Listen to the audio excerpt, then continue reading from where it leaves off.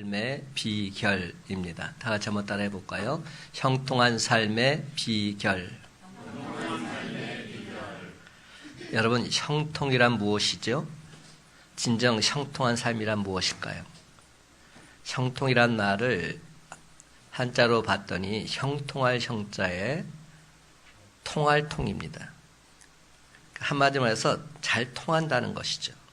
만사에 막힘이 없고 모든 일이 뜻대로 잘 되는 것, 이것을 형통하다 이렇게 말합니다. 그래서 형통하면 우리는 실패하지 않고 계속 성공하는 것을 상상합니다. 하지만 여러분, 하나님의 형통은 조금 다릅니다. 창세기 39장을 여러분 계속 읽어보시면 형통으로 시작해서 형통으로 끝나고 있습니다. 여호와께서 그를 범사에 형통하게 하셨더라.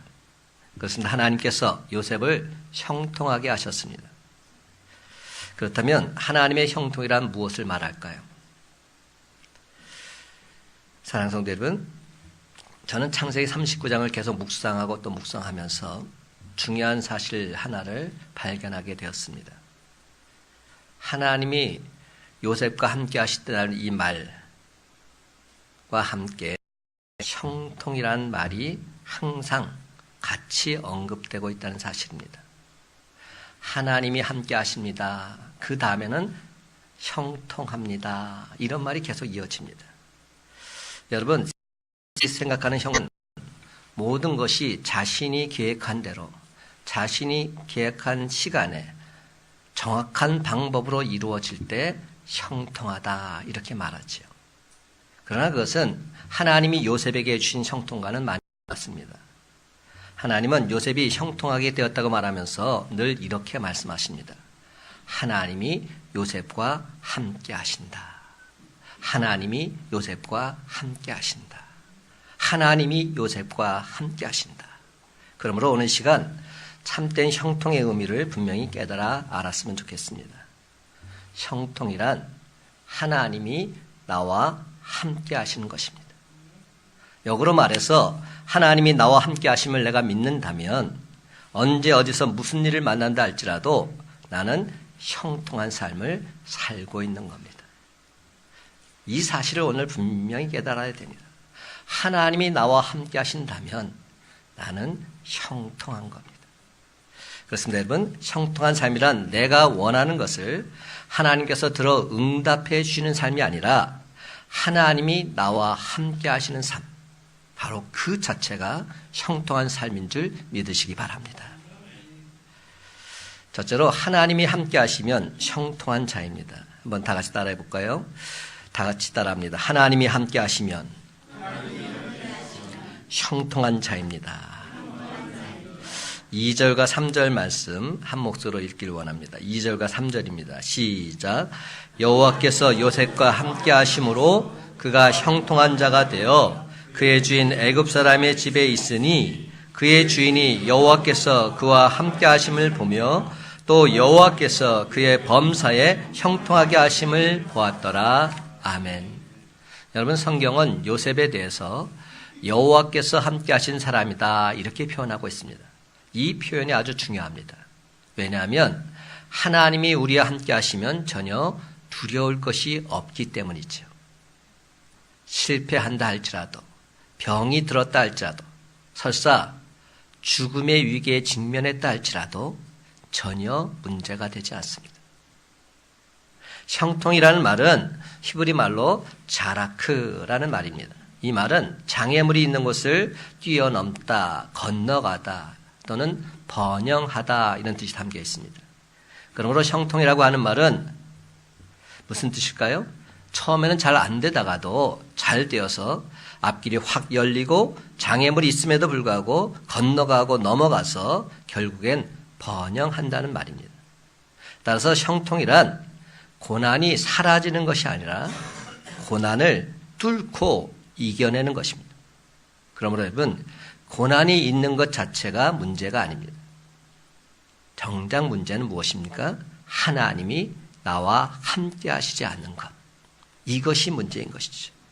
이것이 진짜 문제입니다. 우리가 진정 하나님을 믿는 하나님의 자녀로 가면서 형통의 삶을 맛보지 못하는 이유가 무엇일까요?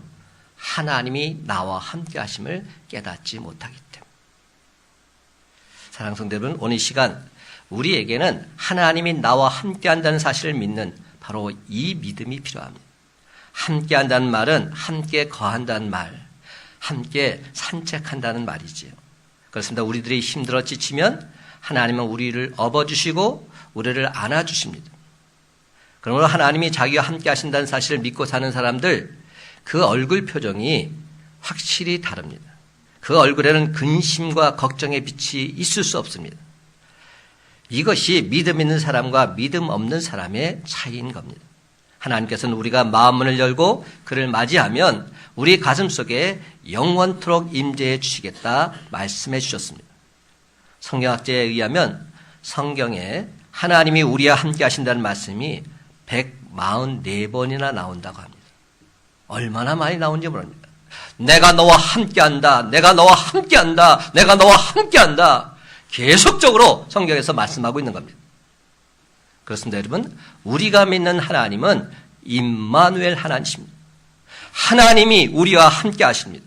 하나님은 우리가 기쁠 때나 슬플 때나 늘 항상 우리와 함께 하십니다. 누구나 고난이 싫고 피하고 싶지만 고난만이 드러낼 수 있는 또한 역할이 있지요. 바로 믿음입니다. 고난 중에 믿음이 더욱 강건해지는 겁니다. 우리 마음속에 믿음이 있는지 없는지, 하나님을 향한 뜨거운 열정이 있는지 없는지 고난이 올 때 비로소 확인할 수 있습니다. 여러분, 아브라함이 이삭을 바칠 때에 비로소 하나님을 향한 믿음을 확인할 수 있었지요. 다윗의 믿음은 사망의 음침한 골짜기를 다닐 때에 더욱 분명히 확인될 수 있었습니다. 그들은 결단코 하나님이 나와 함께 하신다, 이 확신만큼은 전혀 흔들리지 않았기 때문입니다. 저는 40이 넘은 나이에 주의 종이 되고자 신학대원에 들어와서 3년 동안 기숙사 생활을 했습니다. 40이 넘은 나이에 혼자서 기숙사 생활을 하려니까 참 힘들고 어렵더라고요. 근데 제가 힘들고 어려운 그 순간에 하나님께서 제게 주신 말씀에 저는 크나큰 힘과 위로를 받고 견뎌냈습니다. 그 말씀은 제가 주의 종이 되기 전에 9박 10일간의 전도여행, 리더로서 전도여행을 할 때 우리 여호수아 팀에 주셨던 바로 그 말씀입니다. 여호수아 1장 9절 말씀. 제가 예배 시작 시에 함께 나눴던 말씀. 내가 내게 명령한 것이 아니냐. 마음을 강하게 하고 담대히 하라. 두려워하지 말며 놀라지 말라. 내가 어디로 가든지 내 하나님 여호와가 너와 함께 하느니라. 저는 이 말씀이 얼마나 힘이 되는지 모릅니다. 대성아, 내 하나님 여호와가 너와 함께 있단다. 대성아, 내가 항상 너와 함께 있단다. 그러니 두려워하지 말라. 놀라지 말라. 내가 너를 도와줄 거야. 사도 바울은 그 어떤 경우에도 자족하기를 배웠다고 말했습니다.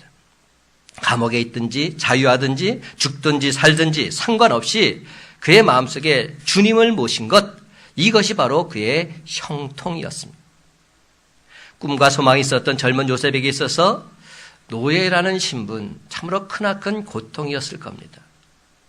한번 생각해 보세요. 지금 고등학생 나이에 있는 그런 아이가 지금 노예로 팔려간 겁니다. 형들의 미움을 받아서. 얼마나 크나큰 고통이었을까요? 하지만 요셉은 하나님께서 자기와 늘 항상 함께 하심을 믿었기에 그는 오히려 만사에 형통한 자가 될 수 있었습니다. 그렇습니다, 여러분. 이처럼 하나님이 우리와 함께 하시는 삶이 진정 즐겁고 복된 삶일진데 늘 항상 주님 안에서 형통의 복을 맛보며 살아가는 저와 여러분의 삶이 다 되시기를 예수님의 이름으로 간절히 축원합니다. 두 번째로, 사람에게 인정받을 때에 형통한 자라 말할 수 있습니다. 한번 따라해 볼까요? 사람에게 인정받을 때 형통한 자가 됩니다. 4절 말씀 다 같이 함께 있습니다. 시작. 요셉이 그의 주인에게 은혜를 입어 섬김에 그가 요셉을 가정 총무로 삼고 자기의 소유를 다 그의 손에 위탁하니. 아멘. 여러분, 하나님이 늘 함께하는 사람 요셉은 형들의 미움을 받아서 참으로 안타깝게도 그만 애굽의 노예로 팔려가게 됩니다. 세상적인 기준에서 볼 때 이는 결코 형통한 삶이라 말할 수 없죠. 노예로 팔려간 것이 어떻게 형통한 삶입니까? 감옥에 갇힌 것이 어떻게 형통한 삶입니까? 아니지요. 요셉이 노예로 팔려간 집의 주인은 보디발이라는 사람이었는데 그는 그 당시 바로왕의 시위대장이었습니다. 시위대장이란 오늘날로 말하자면 대통령 경호실장과 같은 위치입니다. 요셉은 대단한 권세를 가지고 있는 집에 노예로 팔려간 겁니다. 요셉은 비록 보디발의 집으로 노예로 팔려갔지만 신세타령하면서 되는 대로 살지 않았습니다. 요셉은 결코 절망하거나 좌절하지 않고 주어진 현실 속에서 최선을 다했습니다. 왠줄 아십니까? 그는 하나님이 늘 자기와 함께 하심을 믿었기 때문입니다. 하나님이 나와 함께 하신다. 하나님이 나와 함께 하신다. 하나님이 나와 함께 하신다. 그랬더니 그는 주인 보디발에게 인정받는 사람이 된 겁니다. 보디발이 요셉을 보니까 보통 청년이 아닌 겁니다. 요셉이 하는 일이 척척 잘 되어가자 보디발은 그를 귀히 여겨서 가정총무로 삼고 자기의 모든 소유를 다 그의 손에 맡기고 있습니다. 여러분, 이 장면을 보면서 그냥 넘겨서는 안 됩니다. 지금 이 요셉이란 청년이 17살 정도 되는 그러한 청년이에요. 고등학생이에요. 고등학생 아이한테 모든 권리를 다 맡긴 겁니다. 여러분, 있을 수 없는 일이죠. 지금 대통령 선거가 있어요. 아무리 똑똑하고 유능하더라도 고등학생 아이한테 나라를 맡길 수 있습니까? 여러분, 근데 요셉은 그렇게 되고 있어요. 30도 되기 전에 애굽의 총리가 됩니다. 얼마나 대단한 일을 경험하고 있는지 모릅니다. 보디발은 요셉을 전적으로 믿었어요. 요셉에게 어떤 보고서나 회계장부도 요구하지 않았을 뿐만 아니라 그를 전적으로 신뢰하게 된 겁니다. 왠지 아세요? 이 청년의 젊은 모습 속에서 성실함을 보았기 때문에, 정직함을 보았기 때문에 이 청년에게 맡기면 다 완벽하게 될 수 있구나 확신을 가졌기 때문에. 여기서 우리가 기억해야 할 것은 하나님께 인정받는 요셉은 세상 사람에게도 인정받았다는 사실입니다. 이 장면이 중요합니다. 그렇습니다. 그는 주인 보디발에게 인정받았습니다. 이런 모습은 요셉이 억울하게 감옥에 들어갔을 때도 동일하게 나타나고 있지요. 창세기 39장 21절 이하를 보게 되면 하나님이 함께하는 사람 요셉의 성실성, 책임감 얼마나 뛰어났던지 그는 감옥 안에서도 간수장에게 인정을 받습니다. 그래서 재반 모든 일을 맡아서 일하는 자가 되었던 겁니다. 이 말이 무슨 말입니까? 그는 가는 곳곳마다 그들에게 인정받고 있어요. 제가 21절부터 23절까지 한번 읽어볼게요. 여호와께서 요셉과 함께 하시고 그에게 인자를 더하사 간수장에게 은혜를 받게 하시매 간수장이 옥중 죄수를 다 요셉의 손에 맡김으로 그 재반 사물을 요셉이 처리하고 간수장은 그의 손에 맡긴 것을 무엇이든지 살펴보지 아니하였으니 이는 여호와께서 요셉과 함께 하심이라. 여호와께서 그를 범사에 형통하게 하셨더라. 어떤 사람은 직장에 들어갔는데 그 사장이 신앙인이 아니라고 불교인이라서 참 힘들다, 어렵다 말씀하시는 분이 있습니다. 왜냐하면 신앙생활하는 것을 잘 이해해 주지 못하니까요. 그런데 여러분, 불평할 이유 전혀 없습니다. 요셉이 지금 가정총무로 있는 보디발의 집은 우상을 섬기는 집이었습니다. 나중에 요셉이 국무총리가 되는 애굽이란 나라, 하나님을 섬기는 나라가 아닙니다. 우상을 섬기는 나라입니다. 그런데도 요셉이 그곳에서 이방 사람들에게 인정받고 있습니다. 나중에는 이방 왕 바로 왕에게 인정을 받아서 하나님의 이름을 드높이고 하나님이 함께하는 자가 형통함을 온 세상에 밝히 증거하고 있는 것이죠. 사랑하는 성도 여러분, 오늘날에도 요셉처럼 이런 전투적인 믿음의 용사들이 필요한 때입니다. 여러분, 믿는 사람들끼리 모여서 북치고 장구친다고 해서 하나님 나라 확장되지 않습니다. 우리가 진정 하나님의 자녀들이라면 이제는 주님 말씀대로 세상으로 나아가야 합니다. 세상으로 나아가서 세상을 빛으로 소금으로 변화시켜 나가야 합니다. 예수님께서는 우리에게 교회의 빛이 되라, 교회의 소금이 되라 이렇게 말씀하지 않으셨습니다. 예수는 우리에게 너희는 세상의 빛이다, 너희는 세상의 소금이다 이렇게 말씀하셨습니다. 그렇습니다. 여러분, 우리는 세상의 빛이요 세상의 소금입니다. 그럴진데 세상에 나아가야 합니다. 세상에 나아가서 빛이신 주님의 자녀답게 세상을 변화시켜야 합니다. 에베소 5장 8절과 9절 말씀합니다. 너희가 전에는 어둠이었더니 이제는 주 안에서 빛이라. 빛의 자녀들처럼 행하라. 빛의 자녀들처럼 행하라. 또한 예수님께서는 당신 제자들에게 이렇게 말씀하셨지요. 마태복음 5장 16절 말씀, 이같이 너희 빛이 사람에게 비치게 하여 그들로 너희 착한 행실을 보고 하늘에 계신 너희 아버지께 영광을 돌리게 하라.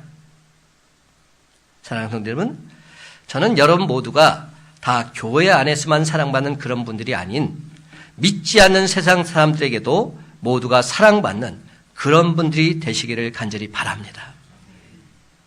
그런데 우리가 세상에 나가서 구원의 기쁜 소식을 힘써 전하다 보면 때로는 믿음의 사람들, 세상에서 미움받고 배척당할 수 있습니다. 하지만 여러분, 그것조차도 우리가 하나님 당신의 자녀됨을 증명하는 인증샷인 줄 믿으시기 바랍니다. 내가 하나님의 자녀됨을 인증해 주고 계신 겁니다. 여러분, 보통의 경우에는 하나님께 사랑을 받으면 사람에게도 사랑을 받게 되어 있습니다. 왜냐하면 하나님께 사랑을 받는 사람, 다른 사람들 사랑하기를 하나님을 사랑하는 것처럼 사랑하기 때문이죠. 하나님의 사랑을 받은 자는 하나님의 그 사랑을 세상에 전하게 되어 있습니다. 진정 주님의 참사랑을 전할 때 그들에게 어찌 사랑받지 못하겠습니까? 당연히 사랑받지요. 잠언 3장 4절은 이래서 이렇게 말합니다. 내가 하나님과 사람 앞에서 은총과 귀중히 여김을 받으리라. 여러분, 이 말이 무슨 뜻인지 아십니까? 하나님 앞에서 은총과 귀중히 여김을 받는 것이 아니라 세상 사람들 앞에서도 은총과 귀중히 여김을 받게 되는 것. 이것이 진정 하나님의 자녀들이라는 겁니다. 여러분, 하나님과 사람 앞에서 은총과 귀중히 여김을 받는다는 것, 존귀한 축복이라 말하지 않을 수 없습니다. 그러므로 하나님과 사람 앞에서 은총과 귀중히 여김을 받던 요셉처럼 우리도 언제 어디서 어떤 상황 속에 처한다 할지라도 축복의 통로가 되시기를 간절히 바랍니다. 그렇습니다, 여러분. 하나님과 사람 앞에서 늘 항상 임마누엘의 축복을 맛보며 살았던 요셉, 언제 어디서 어떤 상황 속에서도 나는 하나님이 함께하는 사람입니다, 당당하게 선포하며 나갈 수 있었습니다. 여러분, 하나님이 함께한다고 해서 환난과 어려움이 비껴간다면 이는 미신이요 기복신앙입니다. 많은 사람들 신앙생활을 잘못하고 있어요. 내가 예수 믿고 구원받았으니까 이제는 주님께서 나에게 복 주셔야지. 근데 내 삶이 그렇지 못하다면 주님을 향해서 어찌 그럴 수 있느냐, 세상을 향해 나아가는 안타까운 모습을 보게 되지요. 여러분, 이것이 여러분의 신앙 기준이 되어서는 안 됩니다. 예수 믿고 구원받아서 복 받았다. 물론 복 받습니다. 근데 그 복의 기준이 무엇이냐는 겁니다. 여러분, 내가 원하는 것, 그것을 받았다. 이것이 복의 기준이 아닙니다. 그것은 미신을 섬기는 거죠. 기복신앙입니다. 주십시오, 주십시오, 주십시오. 여러분, 이 기복신앙과 뭐가 다를 바 있습니까?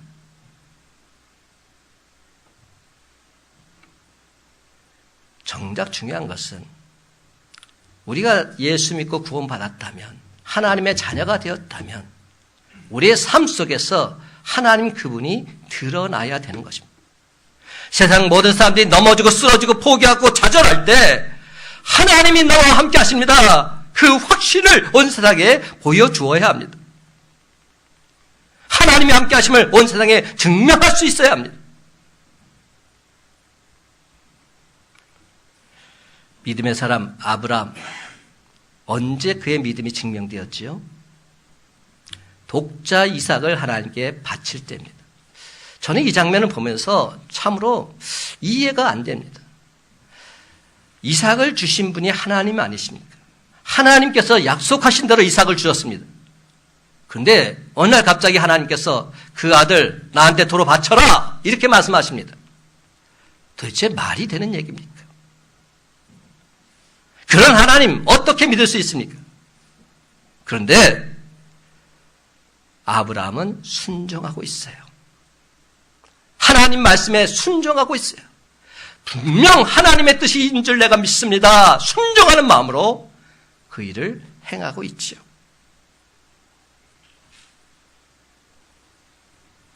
마찬가지로 요셉의 마음속에 있었던 하나님을 향한 열정과 사랑, 언제 가장 큰 빛을 발했을까요? 보디발의 아내가 자기를 유혹할 때였습니다.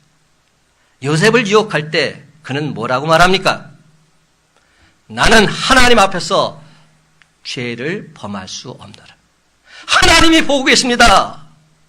이렇게 말하죠. 나는 하나님 앞에서 득죄할 수 없노라. 이렇게 말합니다. 그렇습니다, 여러분. 어둠이 오기 전에는 새벽별이 얼마나 밝은지 알 수 없습니다. 환난과 시험은 우리의 믿음을 증명하고 한결같은 신앙을 증명하는 최고의 도구인 것이지. 그러므로 사랑하는 성도 여러분, 하나님이 함께하는 사람은 지금 비록 사망의 음침한 골짜기에 빠져 있다 할지라도 모든 것을 아시는 하나님께서 반드시 피할 길을 내사 감당하게 해 주실 줄로 믿습니다. 모든 것이 합력하여 선을 이루어 주실 줄로 믿습니다. 그런데 여러분, 여기서 끝나서는 안 됩니다. 설사 하나님께서 그렇게 하지 않는다 할지라도 피할 길에서 감당케 안 하시고 합력과의 선을 이루어 주시지 않는다 할지라도 그리 아니하실지라도 이는 분명 하나님의 뜻인 줄 내가 믿습니다. 하나님의 인도하심 온 세상에 힘차게 증거하면서 하나님과 사람에게 인정받는 저와 여러분의 삶이 다 되시기를 예수님의 이름으로 간절히 축원합니다.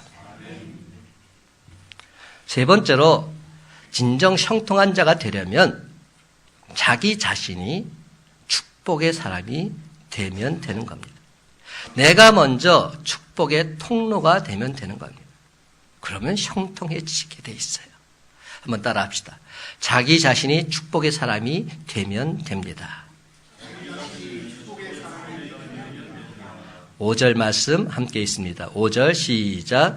그가 요셉에게 자기의 집과 그의 모든 소유물을 주관하게 한 때부터 여호와께서 요셉을 위하여 그 애굽 사람의 집에 복을 내리심으로 여호와의 복이 그의 집과 밭에 있는 모든 소유에 미친지라. 아멘. 여러분, 요셉은 다른 사람을 복되게 하는 축복의 사람, 축복의 통로였습니다. 요셉은 혼자서 형통의 축복을 받은 것이 아니라 요셉으로 인해서 그의 주인까지도 복을 받고 있습니다. 그런데 하나님께서는 보디발의 집에 복을 내리는 때 확실하게 선을 긋고 계십니다. 오늘 본문에서 보게 되면 그가 요셉에게 자기의 집과 그의 모든 소유물을 주관하게 한 때부터 이런 말이 나옵니다. 여기서 핵심은 이러이러한 때부터입니다. 요셉이 가정 총무로 일하기 시작한 그때부터라는 말입니다. 하나님이 주시는 복은 영적인 영역만이 아니라 환경적인 영역도 포함하고 있습니다. 오늘 본문에서는 보디발의 집과 밭에 있는 모든 소유물에 하나님의 복이 임했다 말씀합니다. 그렇습니다. 하나님께서 늘 함께하는 요셉을 위해서 그의 주인 애굽 사람의 집에 복을 내리셨습니다. 믿음의 조상 아브라함 또한 바로 이런 축복의 사람이었습니다. 아브라함 한 사람 때문에 땅의 모든 족속이 복을 받을 것이라 말씀합니다.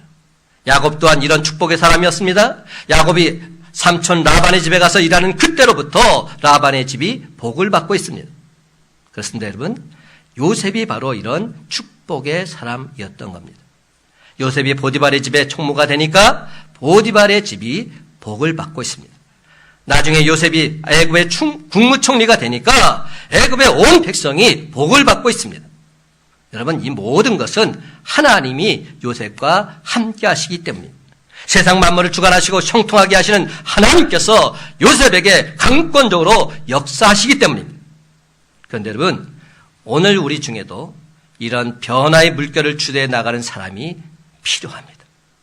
여러분의 말미암아 하나님께서 복 주시는 일들이 계속해서 일어나야 합니다. 여러분이 바로 축복의 통로가 되어야 합니다. 그렇습니다. 저와 여러분 가정에서도 이런 일들이 일어날 수 있게 되기를 간절히 바랍니다. 여러분 한 사람으로 말미암아 가정이 화목한 가정으로 변화되고 깨어진 가정이 회복되고 가난한 가정이 부해진 역사가 임하게 되기를 간절히 바랍니다.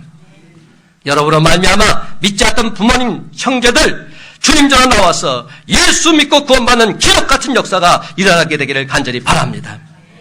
특별히 영적 공동체인 우리 교회, 큰빛 광성교회에서도 이런 일이 일어나게 되기를 간절히 바랍니다.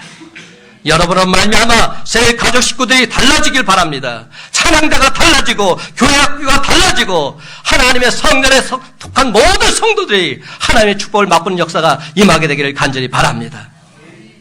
그런데 여러분, 이와 같은 형통한 삶의 비밀은 다른 사람에 있는 게 아닙니다. 나 자신이 먼저 축복의 사람이 되어야 하는 겁니다. 내가 먼저 축복의 사람이 되는 데 있습니다. 그렇습니다. 가정에서, 교회에서, 삶의 현장에서 내가 먼저 삶의 변화를 주도해 나가는 거룩한 영향력을 끼치는 사람이 되어야 하는 것입니다. 다른 사람 탓할 이유가 없습니다. 내가 먼저 되면 됩니다. 사랑하는 성도 여러분, 오늘 우리는 형통한 삶의 비밀이라는 말씀을 들었습니다. 하나님을 주인으로 모신 여러분은 이미 형통한 자입니다.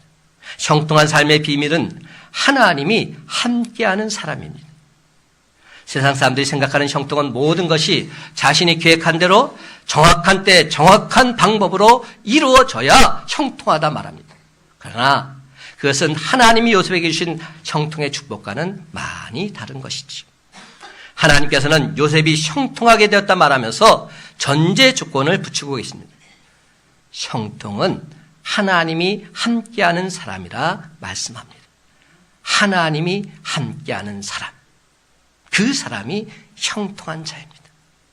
세상 만물을 창조하시고 온 우주의 주인이시며 세상의 통치자이신 바로 그 하나님께서 지금 나와 함께하고 있다면 그것은 바로 형통한 삶을 살고 있는 겁니다. 요셉은 노예가 되었으면서도 성경은 하나님께서 그를 형통하게 했다 말씀합니다. 여러분, 우리는 형통하면 결코 노예가 되어서는 안 되죠. 아니, 노예가 됐는데 어떻게 형통합니까? 하지만 우리가 믿는 하나님은 우리가 노예로 몰락한 순간 아무도 돌아보는 사람이 없고 기억해 주는 사람이 없을 때 형통하다 말씀합니다. 심지어 요셉이 억울하게 감옥에 들어갔을 때에도 성경에서는 하나님께서 그와 함께 하셔서 형통하게 되었다 증언하고 있습니다. 어떻게 감옥에 갇힌 것이 형통한 것입니까? 그런데 하나님 말씀합니다. 형통하다. 그렇습니다, 여러분. 우리가 그 어떤 상황에 놓여 있든지 하나님께서는 우리를 형통하게 하셨다 말씀하고 있습니다. 그러므로 하나님의 형통은 세상 사람들이 말하는 성공의 조건이 아니었습니다. 하나님의 형통은 하나님께서 우리와 함께 하신다는 사실, 바로 그것이었습니다. 그렇습니다. 하나님이 우리와 함께 하신다는 바로 이 사실이 하나님 형통의 가장 확실한 증거인 줄 믿으시기 바랍니다.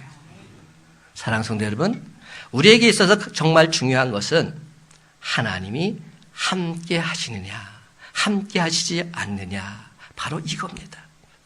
아무리 일이 잘 되고 있다 할지라도, 아무리 돈을 잘 벌고 있다 할지라도 하나님께서 함께 하시지 않는다면 아무런 소용이 없습니다. 그는 결코 축복이 될 수 없어요. 아니, 어쩌면 그것은 저주일 수 있습니다. 일이 잘 돼서 주님 앞에 나오지 못한다면, 돈을 많이 벌어서 주님 앞에 나오지 못한다면 그것이 어찌 축복입니까? 저주지요.